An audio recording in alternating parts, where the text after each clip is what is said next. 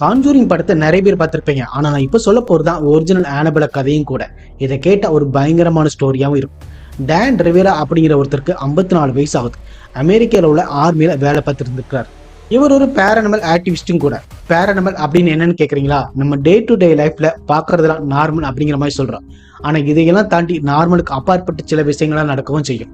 நமக்கு புரியாத, மனசுல கொண்டு வராத முடியாத விஷயங்களான பேய்கள், ஆவிகள், வேம்பேஸ், இந்த மாதிரி சக்திகளை பார்க்கிறவங்களுக்கு இதுல நம்பிக்கையோட ஃபைட் பண்றவங்க தான் இவங்க தான். இவர மாதிரி பேரனிமல் ஆக்டிவிஸ்ட் ரொம்ப பேர் இருக்கிறாங்க. காஞ்சரிங் படத்துல பார்த்திருப்பீங்களா? அதுல எய்டு லோரனோ, இவங்க 2 பேருமே ஃபேமஸான ஜோடி தான். அவங்க நிஜத்திலேயுமே கப்புள்ஸ் தான். இப்போ டான் ரிவேரா பத்தி சொல்லிக்கிறேன். அதுக்கப்புறம் ஆனபெலோட உண்மையான கதையை சொல்றேன். அதுதான் உங்களை உண்மையிலே திகில் படுத்தவும் செய்யும். டான் ரிவேராவுக்கு 54 வயசாது. ஆனா இப்போ அவர் ரீசெண்டா எதிர்பாராத விதமா இறந்து போயிருக்காங்க. இதுக்கும் ஆனபெலாவுக்கு ஏதாவது கனெக்ஷன் இருக்கா அப்படிங்கிற மாதிரி தான் பேச ஆரம்பிச்சிட்டாங்க. எய்டு லோரேனும் இருக்காங்கல்ல, அவங்க அமெரிக்கா மட்டும் இல்ல உலகம் முழுக்கவே பெரிய பேரனிமல் ஆக்டிவிஸ்ட்னு சொல்லுவாங்க. அவங்க 2 பேருமே அந்த ஃபீல்டில் ரொம்பவே எக்ஸ்பர்ட் அப்படிங்கிறதுனால அவங்க நிறைய ரிசர்ச் பண்ணி அவங்களுடைய எக்ஸ்பீரியன்ஸும் வச்சு நிறைய புக் எழுதி ஆதர்சம் மாறினாங்க. இவங்க வாழ்க்கையில நடந்த விஷயங்களை மையப்படுத்தி தான் பல ஹாலிவுட் படங்களும் வந்திருக்கு. காஞ்சூரிங் படம் பார்த்திருப்பீங்கல்ல, அதுல வந்ததெல்லாம் இவங்க வாழ்க்கையில நடந்த பல உண்மை சம்பவங்களை வச்சுதான் அந்த படத்தையே எடுத்திருப்பாங்க. இவங்க என்ன பண்ணனாங்கன்னா, தான் சந்திச்ச பேய், ஆவி, வேம்பஸ் கேஸ் எல்லாம் பார்த்துக்கிட்டு அவங்க பயன்படுத்தின விஷயங்கள், பொருட்களாம் எல்லாம் சேகரிச்சு ஒரு மியூசியம் வச்சாங்க. அப்படி அந்த பொருட்கள்லாம் மியூசியத்துல வைக்கும் போது அந்த பொருட்கள்ல இருந்து கெட்ட ஆவி வெளியே வரக்கூடாதுங்கிறதுனால மந்த்ரா பூஜாலாம் பண்ணி சீல் பண்ணி தான் வைக்கவும் செஞ்சாங்க. ரொம்பவே ஃபேமஸான இவங்க 2006 வருஷம் தன்னோட 79வது வயசுல காலமானார். அவரோட மனைவியான லோரன் 2019 வருஷம் தன்னோட 92 வயசுல காலமாறாங்க. மியூசியம்னாலே நம்ம கேள்விப்பட்ட வரைக்கும் பழைய பொருட்களை தான் எடுத்து வச்சிருப்பாங்க. ஆனா இது வேற லெவல் மியூசியமா இருந்திருக்கு. ஆனா 2019 வருஷம் வரை இது திறந்திருக்கு. அதுக்கப்புறம் இதை மூடிட்டாங்க. சில பிரச்சனைகளாலதான் அந்த மியூசியத்தை மூடவும் செஞ்சாங்க.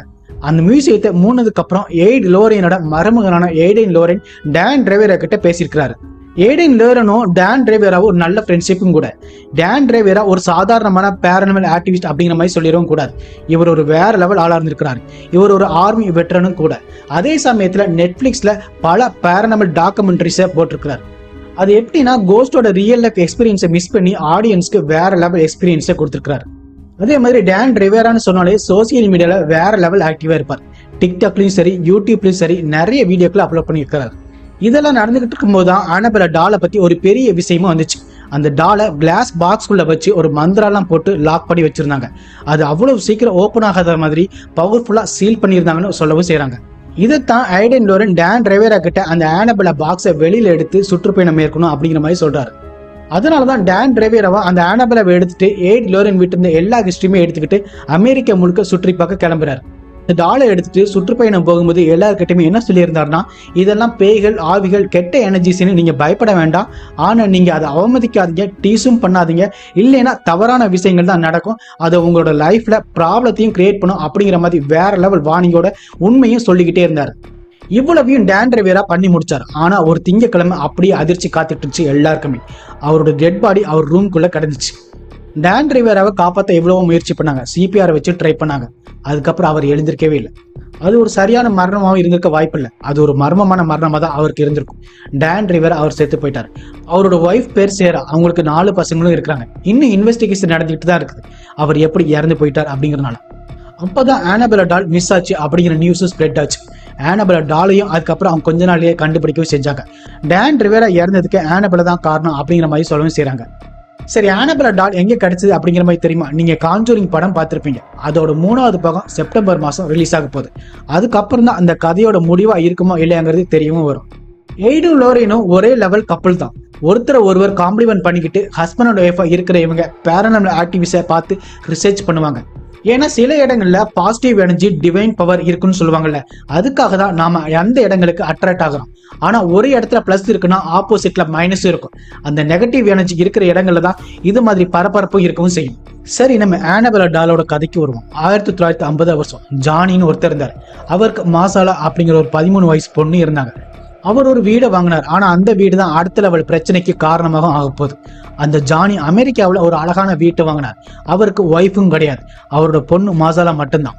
குட்டி பொண்ணு மாசாலா ரொம்பவே கியூட்டாவும் பேசிக்கிட்டே இருப்பாள். அவரோட அப்பாவோட ஜானிக்கு அந்த பொண்ணு தான் உலகமும் கூட. ஜானியுமே என்ன பண்ணாருன்னா அந்த வீட்டை முழுக்க துடைக்க ஆரம்பிச்சாரு. அப்பதான் வீட்டுக்கு பின் சைட்ல ஒரு பழைய பொம்மையும் கிடைச்சிச்சு. ஆனா அந்த டாலை பாத்தீங்கன்னா சாதாரணமா இருக்கிற மாதிரியே தெரியல. பார்ப்பதற்கு அது அசிங்கமா, கவர்ச்சியா, பயமா இருக்கிற மாதிரி ஒரு டாலா இருந்துச்சு. அந்த டாலை ஜானி எடுத்துக்கிட்டு வந்ததும் மாசாலா அந்த டாலை பார்த்ததும் ஓடி வந்துட்டான். பொண்ணுமே அந்த டாலை பார்த்ததுக்கு அப்புறம் வா ரொம்பவே அழகா இருக்குன்னு சொல்லிட்டு அதை வாங்கிட்டான். இந்த டாலை பார்த்தோம்னா சின்னதாவும் இல்லாம பெருசா இல்லாம கரெக்டான சைஸ்ல தான் இருந்திருக்கு. அவரோட அப்பாவான ஜானியுமே சரி உனக்கு பிடிச்சிருக்கல நீயே வாங்கி வச்சுக்கோ அப்படின்னு சொல்லிட்டு அவர்கிட்டயே கொடுத்துட்டாரு. ஆனா அதுக்கப்புறம் தான் அந்த வீட்டுல சில வித்தியாசமான விஷயங்களும் நடக்க ஆரம்பிச்சது. மாசாலா அந்த அனபெலா டால் கிட்ட ரொம்பவே அட்டாச் ஆயிட்டான். மாசாலா அந்த டால் கூட பேசவோ ஆரம்பிச்சா. முழுக்க முழுக்க அந்த டால் கூடயே இருந்தா. ஜானிக்கு ஏதோ ஒரு விஷயம் சரியில்லைன்னு தோணவோ ஆரம்பிச்சது. ஜானிக்கு உள்ளுக்குள்ள ஒரு டவுட்டும் கிளம்பிருச்சு. ஏதோ சரியில்லைன்னு நினைச்சாரு. ஆனா அப்பவே அவர் உஷாரா இருக்கலாம். ஆனா 3-4 மாசம் கழிச்சு மாசாலாவை பாத்தீங்கன்னா ரொம்ப விதவிதமா நடக்கவும் ஆரம்பிச்சான். பேச்சு வழக்கத்தையே மாத்தவும் செஞ்சுட்டான். ஒரு நாள் ஜானி வெளியில இருந்து வீடு திரும்பிட்டு வந்தாரு. அப்போ வாசல் கதவு திறக்கவே இல்லை. அவர் அந்த கதவை எப்படியே கஷ்டப்பட்டு திறந்து உள்ள போய் பார்த்திருக்கிறாரு. அப்படி பார்த்தப்போ ரொம்பவே அதிர்ச்சி ஆயிட்டார். அவரோட பொண்ணோட மாசாலா தரையிலேயே உட்கார்ந்த மாதிரி செத்து கிடந்தா. அவ பக்கத்திலேயே ஆனபெலா டாலும் இருந்துச்சு. ஜானிக்கு அப்பதான் ஆழமா புரியவும் செஞ்சது. இதெல்லாம் சாதாரணமா நடக்கல, இதுக்கு பின்னாடி வேற ஏதோ இருக்குன்னு புரியவும் செஞ்சது. அதுக்கப்புறம் அந்த வீட்டுல பூஜை ஹோமெல்லாம் பண்ணி அந்த டாலையே தூக்கி வெளியே எரிஞ்சிட்டார். இவரோட லைஃபை பேஸ் பண்ணி தான் ஜானி டாமினிக் ஒரு புக்கையும் எழுதினார். அந்த டாலை தூக்கி வீட்டுல இருந்து தூக்கி எரிஞ்சதுக்கு அப்புறமும் கதை முடியல. கதை இங்கதான் திரும்பவும் ஆரம்பிக்கவும் செய்யுது. சரியா 20 வருஷம் கழிச்சு 1970 வருஷம் ஒரு ஆன்டிக் ஸ்டோருக்கு ஷாப்பிங் போறாங்க. அங்க ஒரு சூப்பரா கியூட்டா டாலை பார்த்தாங்க. ஆமா, அதுதான் ஆனபெலா டால். அவங்களுக்கு அது பழையதுன்னு தெரியாது. ஆனா அந்த டாலை பார்த்ததோ ரொம்பவே அழகா இன்னசென்ட்டா இருக்கிற மாதிரி அவங்களுக்கு தோணுச்சு. இப்போ அந்த ஆனபெலா டால் எப்படி அந்த கடைக்கு வந்துச்சுன்னு யாருக்குமே தெரியல. ஆனா அமெரிக்காவோட கனெக்டிகட் சிட்டில அந்த டாலை ஒரு ஆன்டிக் ஷாப்ல கண்ணாடி ஷோகேஸ்ல இருந்திருக்கு. அந்த இடத்துலதான் அந்த ஆன்டி அந்த டாலை பார்த்தாங்க. ஐயோ எவ்வளவு அழகா இருக்கு இந்த டால், இது எனக்கு ரொம்பவே பிடிச்சிருக்கு, இதை கொடுத்துருங்க அப்படின்னு சொல்லிட்டு வாங்கிட்டாங்க. அவங்க அந்த டாலை வாங்கி தன்னோட பொண்ணான டோனாவுக்கு கிஃப்ட் பண்ணணும்னு முடிவு பண்ணாங்க. டோனோ அப்ப நர்சிங் கோர்ஸ் பண்ணிட்டு இருந்தாங்க. டோனோவுக்கு 28 வயசு ஆகுது. நர்சிங் படிப்பை முடிக்கிற நேரத்துல தான் அந்த ஆனபெலா டாலை 28வது பிறந்த நாளுக்காக கிஃப்டா கொடுத்தாங்க. இப்ப நீங்க யோசிப்பீங்க 28 வயசு ஆகுது அந்த பொண்ணுக்கு, அந்த அளவுக்கு பெரிய பொண்ணு கூட யாராவது டாலை கிஃப்டா கொடுப்பாங்க அப்படின்னு சொல்லிட்டு நம்ம ஜென்ரலி என்ன சொல்லுவோம், ஐயோ என்னம்மா இது, நான் குழந்தை இல்லைங்க அப்படின்னு சொல்லிட்டு அந்த டாலை ரிஜெக்ட் பண்ணிடுவாங்க. அதே நேரம் அந்த பொண்ணோட அம்மாவுமே இது ஒரு ஸ்பெஷல் டால்னு சொல்லிட்டு நீ எடுத்துக்கோன்னு சொல்லிட்டு டோனா விட்ட கொடுத்துருக்காங்க. டோனாவுமே அந்த டாலை பார்த்ததுமே அவளுக்குமே ஒரு ஸ்ட்ரேஞ்ச் ஃபீல் தான் வந்திருக்கு. அப்படின்னா ஒரு அன்யூஸ்வல் அட்ராக்ஷன் தான் வந்திருக்கு. சில நேரம் ஒரு வைப் கொடுத்துரும்ல, அதே மாதிரி அவளுமே சரி வாங்கிக்கிறேன்னு சொல்லிட்டு வாங்கிட்டான். டோனாவுமே ஹாஸ்டல்ல தங்கி தான் நர்சிங் படிக்கவும் செஞ்சான். அவர் ஒரு ரூம்ல தான் ஸ்டே பண்ணவும் செஞ்சிருக்கான். டோனாவோட ரூம்மேட்டா எம்ஜியும் இருந்திருக்காங்க. 2 பேருமே ஒரே ரூம்ல தான் ஸ்டே பண்ணியும் செஞ்சிருந்திருக்காங்க.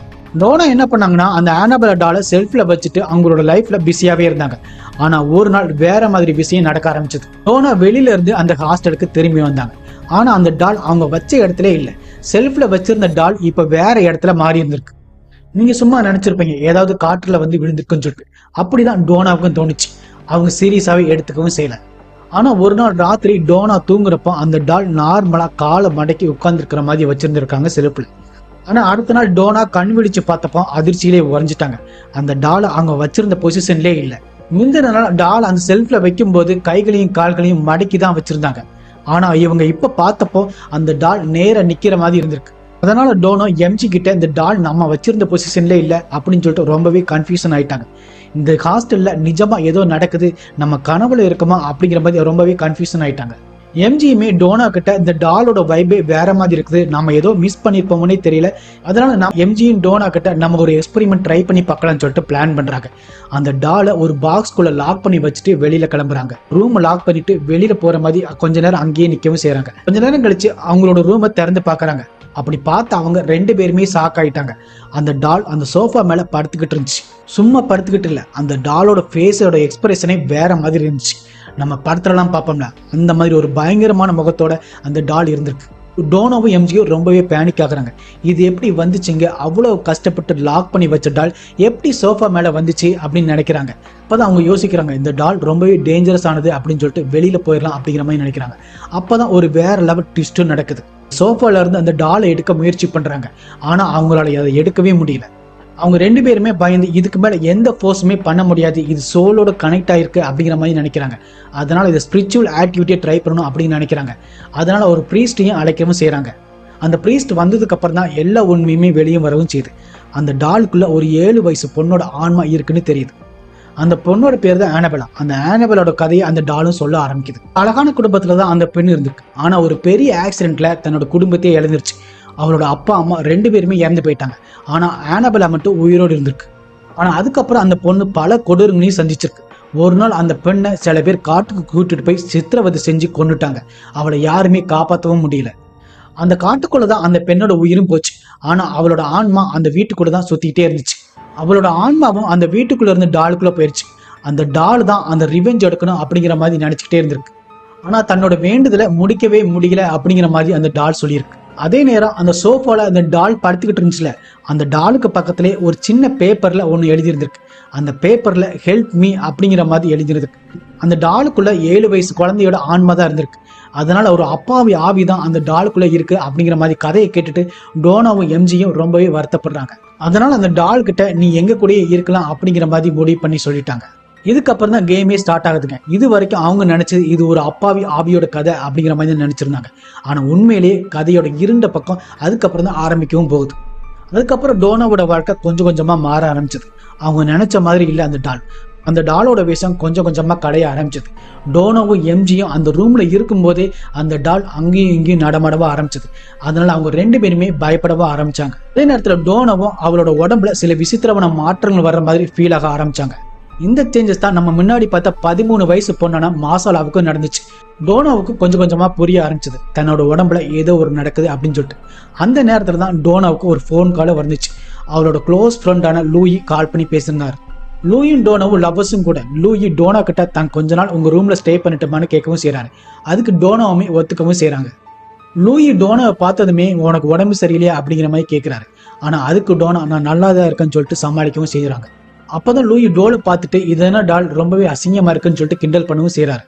அப்பதான் டோனாவுமே கேஷுவலா ஐயோ இது என்னோட டால், என்னோட ஃப்ரெண்டும் கூட, அது இப்படிதான் இருக்கும், ஒன்னும் ப்ராப்ளம் இல்லைன்னு சொல்லி சமாளிக்கவும் செய்யறாங்க. அன்னைக்கு இது ராத்திரி லூயி ரிலாக்ஸா படுத்து தூங்கிட்டு இருக்கிறாரு. ரொம்பவே கம்ஃபர்டபுளா தூங்கிட்டு இருக்கிறாரு. மணி 1 மணி இருக்கும்.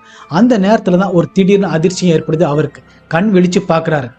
அப்படி அவர் கண் விழிச்சு பார்த்தப்போ அவரோட கழுத்துல ரோப் கட்டின மாதிரி டைட் பண்ற மாதிரி ஒரு உணர்வு அவருக்கு ஏற்பட்டிருக்கு. அவரால் மூச்சு கூட விட முடியல. கை கால்களை கூட அசைக்க கூட முடியல. இதைத்தான் ஸ்லீப் பேரலிசிஸ் அப்படிங்கிற மாதிரி சொல்லுவாங்க. அவங்களால கொஞ்ச நேரம் அசைக்கவும் முடியாது, பேசவும் முடியாது.